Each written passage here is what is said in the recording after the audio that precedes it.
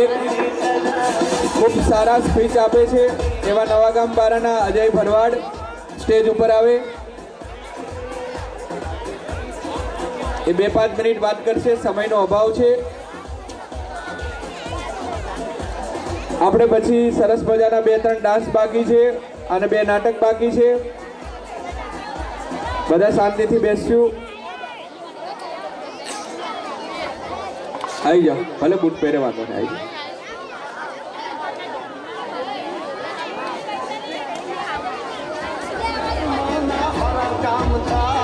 ભારતમાં જુઓ હવે ભગવો લહેરા,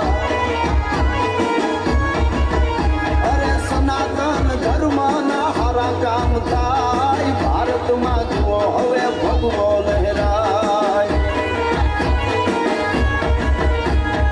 અયોધ્યા રાઘવનું મંદિર બંધાય, ઉજળોના નવલો ઇતિહાસ લખાય.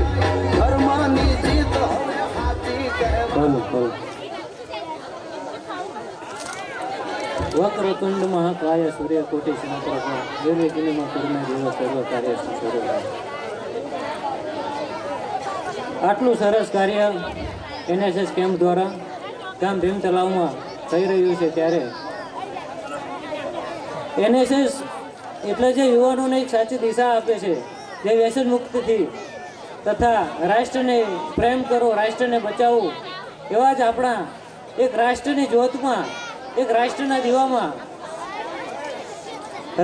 દીવામાં જ્યારે ઘી પૂરવાનું કામ કરે છે, એ દીવામાં એવા આપણા રઘુરામ લશ્કરી સાહેબને એકવાર તાળીઓના ગડગડાટથી વધાવી દઈશું.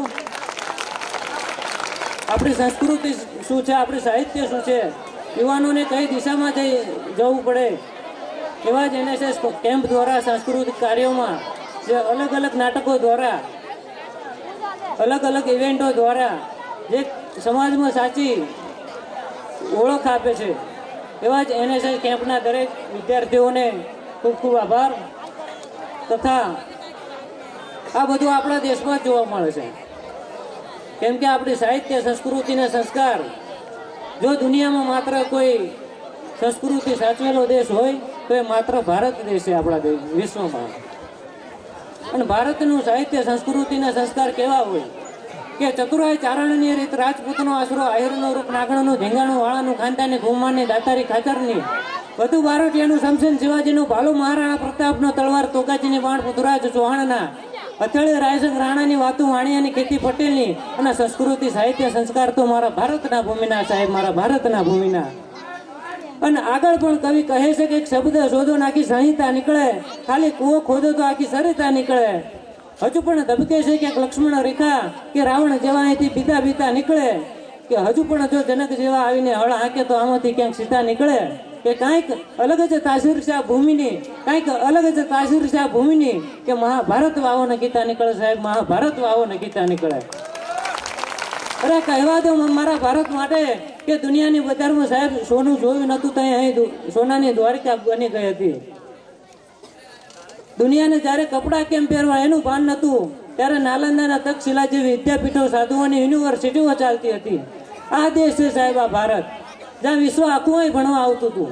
તમે જુઓ અત્યારે રશિયા, દુબઈ, આ બધા દેશ આમ બાઈ માણસ જેવા દેશ છે, પરંતુ એને માં નથી કહેવાતું. દુનિયામાં માત્ર એક જ દેશ એવો છે ભારતને માં કહેવામાં આવે છે, કારણ કે ભારતે પિયુષ પાયા છે, દુનિયાને ભારતે પિયુષ પાયા છે. તો આવી જ રીતે આમ તો રાષ્ટ્રની વાતો કરીએ, સંસ્કૃતિની વાતો કરીએ એટલી ઓછી છે, પણ આગળ પણ આપણે અલગ અલગ ઇવેન્ટો લેવાની છે. તો ટાઈમના અભાવે અસ્તુ.